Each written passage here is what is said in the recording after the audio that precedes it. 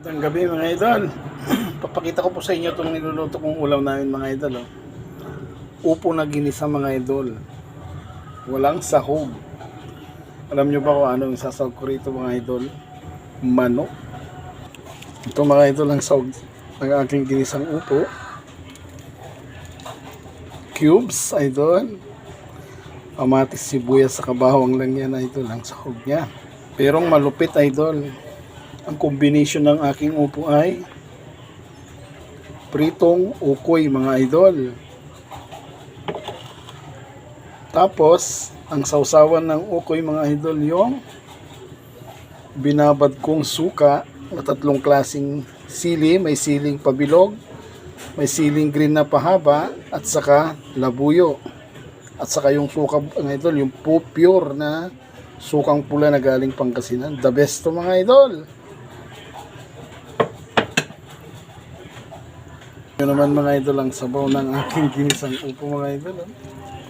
Manilaw-nilaw dahil sa sakamatis na marami, bawang at saka sibuyas mga idol. Masarap to mga idol. Simpleng buhay lang tayo mga idol at saka simpleng ulam. Okay na sa atin to mga idol. Buhay mahirap lang tayo. Lagyan din natin ng pamintang durog mga idol para aroma.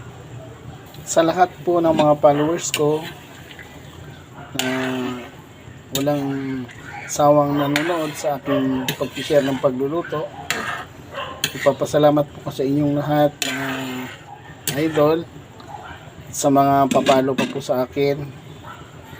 Pagtiyagaan nyo na po akong panuorin sa aking mga ginagawang content. Simpleng buhay ay kay ganda, mayroong ngiti, mayroong saya, walang hindi magagawa, lalo na't simple ka. Malapit na maluto mga idol ang aking ginisang upo.